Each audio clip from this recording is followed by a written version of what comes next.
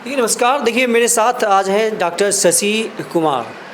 और देखिए शशि कुमार जी इनका बहुत ही संघर्षपूर्ण कहा जाए कि स्ट्रगल जीवन में किया है। बहुत जगह दिल्ली में, पटना में बहुत सारे हॉस्पिटल में इन्होंने काम किया है। बहुत लंबा इनका अनुभव है डॉक्टरी के लाइन में।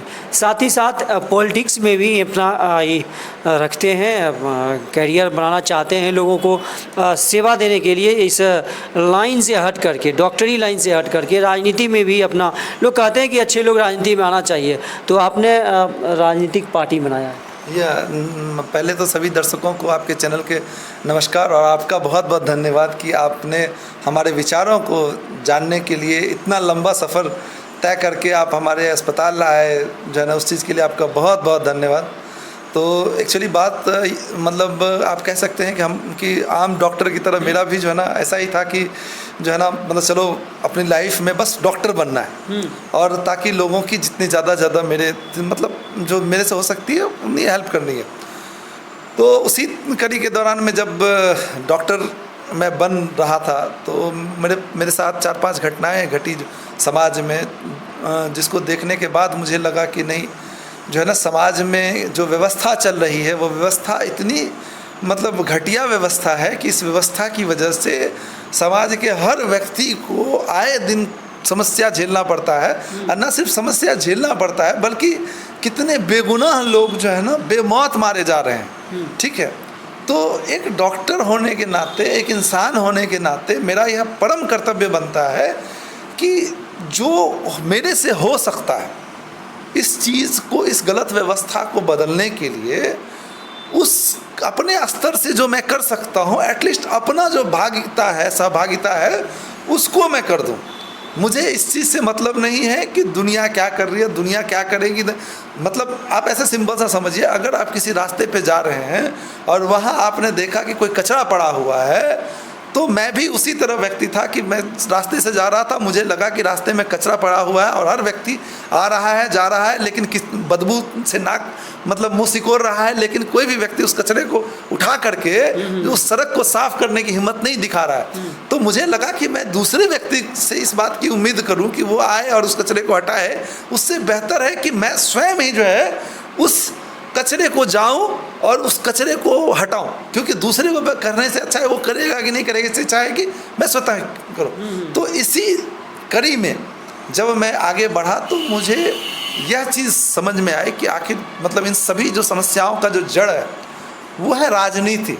क्योंकि राजनीति ही एकलौती ऐसी चीज़ है जो कि पूरे व्यवस्था को बनाने की ताकत आपको देती है और बिगाड़ने की भी ताकत आपको देती है। तो कहीं ना कहीं जो है ना, अगर ये जो पॉलिटिकल पावर जो बनाने और बिगाड़ने की अगर मुझे पावर मिल जाए किसी भी तरह, तो मैं ये जो खराब व्यवस्था है, इस खराब व्यवस्था को परिवर्तित करके एक अच्छी व्यवस्था, एक सुगम व्यवस्था, ताकि हर व्यक्ति का जीवन जो है सुगम हो जाए। हर व्यक्ति जो इस कुव्यवस्था की वजह से जो लोग मर रहे हैं वो कुव्यवस्था को बदल करके एक अच्छी व्यवस्था लाए और उन लोगों का जीवन बचा सके। तो इसी उद्देश्य के साथ जो है ना हम राजनीति में कदम रखने के लिए आए। जब हम राजनीति में कदम रखने के लिए आए और जब मैंने नज़रें दौड़ाई तो मुझे एक ऐसा व्यक्ति नहीं मिला राजनीति में जो कि समाज में हमारे उद्देश्य के तहत काम करने वाला हो। तो मेरे पास ये समस्या थी, या तो अभी कि मैं पॉलिटिकल किसी भी राजनीतिक दल का हिस्सा बन जाऊं और अपना जो है उद्देश्य के लिए लड़ना शुरू करूं, जो कि ये प्रैक्टिकली पॉसिबल मेरे लिए नहीं था। क्योंकि किसी भी दल में अगर मैं जाऊंगा तो वहाँ उस चीज़ के लिए कोई भी सहमति नहीं देगा जो मैं चाह रहा हूँ। तो दूसरा जो मेरे पास रास्ता था वो ये था कि अपना एक अलग ही रास्ता बनाऊं जिसमें कि जीवन भर मेरे हिस्से संघर्ष ही आता। हो सकता है कि इस संघर्ष के बावजूद भी मैं जो लक्ष्य प्राप्त करना चाह रहा हूँ उसके मैं दूर दूर तक करीब भी ना पहुँचूँ इस रास्ते पर चल करके। पार्टी का नाम क्या है? पार्टी का नाम राष्ट्रीय जन भागीदारी विकास पार्टी है। रजिस्ट्रेशन हो गया? नहीं, रजिस्ट्रेशन जो है ना ऑलमोस्ट 90% मेरा प्रक्रिया कंप्लीट हो गया है। अब सिर्फ और सिर्फ इंटरव्यू बचा है। इंटरव्यू जैसे ही होगा उसके बाद हमारा पार्टी का रजिस्ट्रेशन ऑफिशियली हो जाएगा।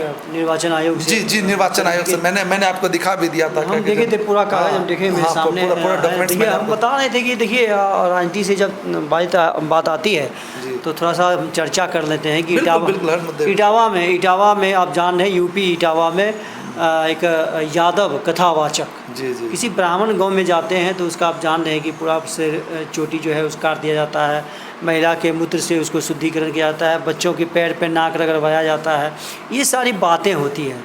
तो क्या लग रहा है कि हिंदू राष्ट्र, देखिए बीजेपी आरएसएस का खास करके ये एजेंडा है कि हम हिंदू राष्ट्र बनावें। तो हिंदू राष्ट्र कैसा हिंदू राष्ट्र है? जिस हिंदू राष्ट्र में दूसरे कास्ट के लोग, नीचे ओबीसी के समाज, दलित के लोग, ये लोग न कथा कर सकते हैं, मंच पे बैठ सकते हैं, ऐसा हिंदू राष्ट्र, कैसा हिंदू राष्ट्र होना चाहिए? देखिए, मेरे हिसाब से सच बात बताएं तो ये भारत है और इस भारत भूमि में हर जन का जो है ना, मतलब कह सकते हैं कि सभी के पुरखों का त्याग और बलिदान समाया हुआ है। ठीक है, आप अगर बाबा साहब अम्बेडकर जी के द्वारा जो भाषण दिया गया था, संविधान सभा जब हो रही थी, तो उसमें उन्होंने कहा था कि मैं इस संविधान को बना तो रहा हूँ, लेकिन यह तब तक अपनी पावर को के सही मायने में यूज़ में नहीं आएगा जब तक इसको चलाने वाला व्यक्ति सही नहीं। समझ रहे मेरी बात को? तो मेरा यह मानना है कि ये राष्ट्र सबका है। और रही बात धार्मिक भावनाओं को लेकर के, तो उसमें दो पर्सपेक्टिव है। पहली चीज़, जो लोगों ने भी इस तरह का कार्य किया है उनके ऊपर विधि सम्मत, मतलब कानूनी रूप से जो भी दंड बनता है उनके ऊपर कानूनी कार्रवाई होनी चाहिए। दूसरी चीज़ है कि इस राष्ट्र में सबको बोलने, सुनने और सब कार्य करने की, जो कि नीति संगत हो, उसको करने की आज़ादी है। तो चूँकि आज़ादी सबको इस संविधान ने दिया है, तो अगर कोई व्यक्ति को कथा कहने से कोई व्यक्ति रोक रहा है तो उस व्यक्ति को के साथ वह अन्याय कर रहा है।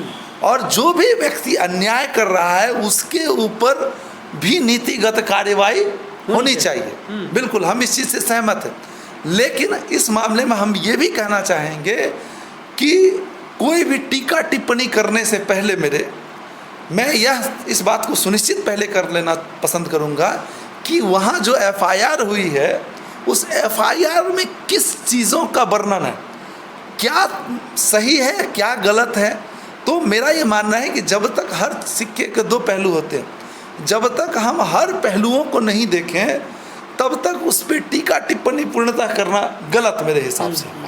तो इसीलिए मैं यह कहूँगा कि कथा हो या किसी भी चीज़ की हो, ये एक जिसको कह सकते हैं ना कि मतलब संविधान के द्वारा चलने वाला राष्ट्र है और यहाँ संविधान से चलेगा, ना कि किसी व्यक्ति के टीका टिप्पणी से करने से या उसके अनुसार। संविधान की जब बात आ जाती है तो हम चर्चा कर लेते हैं कि संविधान के प्रस्तावना से, प्रियम्बुल से समाजवाद, सोशलिज्म और धर्मनिरपेक्ष, सेकुलरिज्म, ये दो शब्द को दो आदमी ने कहा। देखिए, ये जो दोनों आदमी बहुत ही रिस्पॉन्सिबल आदमी हैं देश के। एक दत्तात्रेय हासबोले जो कि आरएसएस के महासचिव हैं, सबसे पहले उन्होंने कहा कि ये दोनों शब्द हटने चाहिए। इसके बाद शिवराज सिंह चौहान जो अभी केंद्रीय मंत्री, कृषि मंत्री है, ये कल ही उनका स्टेटमेंट आया है कि संविधान की प्रस्तावना से ये शब्द हटने चाहिए, समाजवाद और धर्मनिरपेक्ष। इससे आप सहमत हैं? नहीं, हम बिल्कुल भी सहमत नहीं है इस चीज़ से। इसलिए क्योंकि आप चीज़ों को समझिए। एक छोटा सा एग्जाम्पल आपको देते हैं। समाज में जब तक हर व्यक्ति संपन्न और खुशहाल नहीं होगा ना, तब तक समाज में हर व्यक्ति परेशान होगा। हम इस बात को इसलिए कह रहे हैं कि एक छोटा सा उदाहरण आपको देते हैं।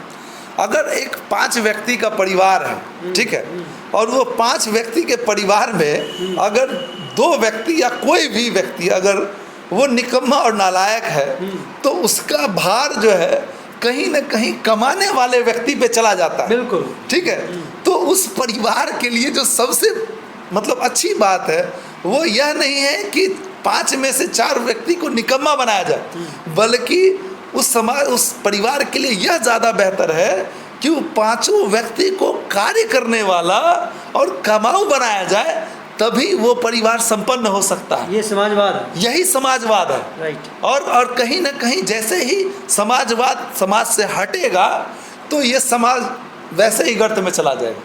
इसीलिए हमारा ये मानना है कि ये शब्द तो हमेशा रहना चाहिए, और इनफैक्ट रहना ही नहीं चाहिए, बल्कि सरकार की यह कोशिश होनी चाहिए कि जो समाज में जो आखिरी पंक्ति में जो व्यक्ति है उसको उस सुविधाओं को दे करके समाज में जो मिडिल एटलीस्ट कम से कम एक न्यूनतम स्तर पर लाया जाए कि वो भी एक बेहतर जीवन जी सके, और तभी जो है ना कहीं समाज का हर व्यक्ति खुशहाल होगा। नहीं तो जो है ना हर व्यक्ति परेशान होगा। देखिए क्या लग रहा है कि ये इस देश में यह संभव है, बीजेपी वाले आरएसएस वाले जिस प्रकार से बोल रहे हैं ये दोनों शब्द हटाना है, तो ये हटाना संभव लग रहा है?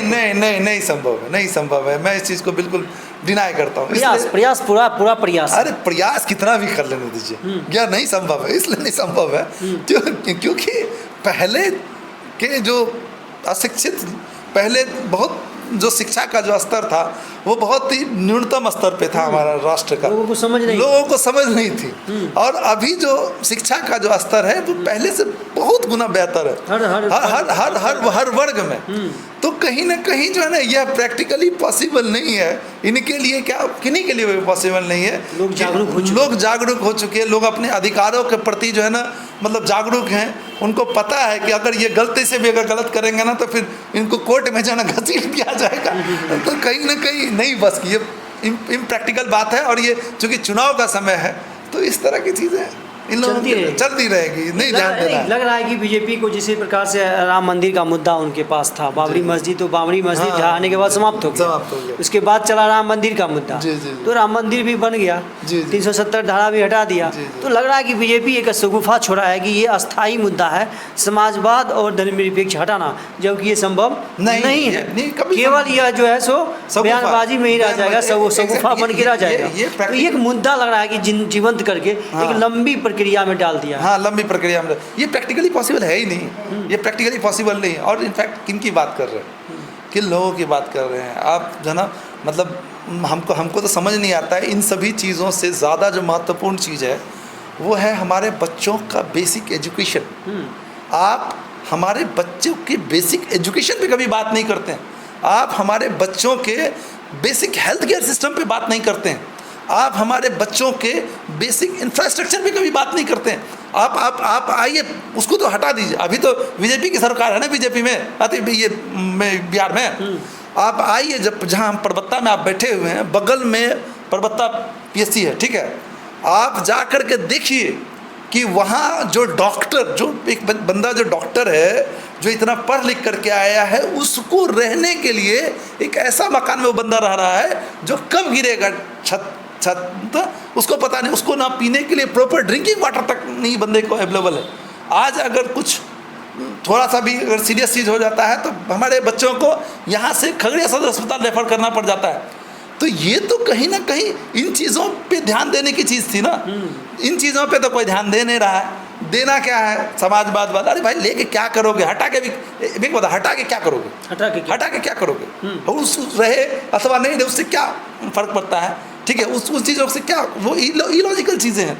तो उन चीज़ों के होने अथवा नहीं होने से जब नहीं फ़र्क पड़ता है तो उन चीज़ों पे चर्चा क्यों करना? जिन चीज़ों के होने से और नहीं होने से अगर बहुत एक बड़े स्तर के लोगों के जीवन प्रभावित हो रहे हैं, उन मुद्दों पे चर्चा करो ना। आप उन मुद्दों पे चर्चा कभी नहीं करते। इसलिए नहीं चर्चा करते क्योंकि आपको भी पता है जो ना कि मतलब मेरी क्या स्थिति होगी। आपको आश्चर्य लगेगा बड़ा जान करके कि माननीय सम्राट चौधरी जी उप मुख्यमंत्री हैं बिहार सरकार में। हमने माननीय सम्राट चौधरी जी के मुख से जब यह सुना कि जो झोला छाप हैं वो झोला छाप बिहार के स्वास्थ्य व्यवस्था का को मतलब इसको कितना बनाए हुए हैं। आज बिहार की जो अच्छी स्वास्थ्य व्यवस्था उन्हीं की वजह से है, वो बैकबोन है। तो मुझे आश्चर्य लगा यह सोच करके कि भाई किस इंसान ने इनको जो है ना उप मुख्यमंत्री बना दिया। भाई जिस आपको एक व्यक्ति मतलब इलीगल कार्य कर रहा है और आप इलीगल कार्य को उसको कह रहे हैं कि ये अच्छा है कि ये इलीगल कार्य कर रहा है, नहीं तो अगर ये इलीगल कार्य नहीं कर रहा होता ना तो लीगल वाले मारे जाते। समझ रहे? तो इससे क्या होगा, इससे क्या होगा कि इलीगल कार्य करने की लोगों में प्रवृत्ति बढ़ेगी। तो इलीगल कार्य और भी ज़्यादा जब समाज में बढ़ेगा तो फिर अगर आपको इलीगल कार्य ही बढ़ाना था तो आप लीगल कार्य क्यों बनाए? समझ रहे मेरी बात को? दोनों में से या तो आप लीगल बनाओ या तो इलीगल बनाओ, दोनों में से एक चीज़ करो। नहीं तो पता चलेगा क्या कि नहीं इधर के आप तो जब ऐसे ऐसे लीडर हमारे समाज में होंगे, ऐसे ऐसे, समझ रहे बात को, तो वो तो समाज का क्या होगा भगवान जाने। चलिए बहुत बहुत धन्यवाद डॉक्टर शशि कुमार जी। आपने अपने जिस प्रकार से इन्होंने धर्मनिरपेक्ष और समाजवाद शब्द के बारे में बताया और जिस प्रकार से इन्होंने इटावा की घटना पर जो अपना एक्सप्लेन दिया, जो अपना विचार दिया है, अब काबिल तारीफ़ है। आप इस पर कमेंट करें कि क्या निश्चित रूप से ये तो डॉक्टर शशि का एकदम कहना है कि धर्मनिरपेक्ष और समाजवाद कभी नहीं हटेगा, कभी नहीं हटेगा, ये असंभव है। डॉक्टर शशि का कहना है, आपका क्या कहना है? आप ज़्यादा से ज़्यादा इस पर कमेंट करें और ये कंटेंट यदि आपको अच्छा लगता है तो इसको ज़्यादा से ज़्यादा शेयर करें। जो JP News 23 फेसबुक पेज को आप लाइक करें, शेयर करें, फॉलो करें और यूट्यूब चैनल जांच पड़ताल न्यूज चैनल को आप सब्सक्राइब करें। बहुत बहुत धन्यवाद।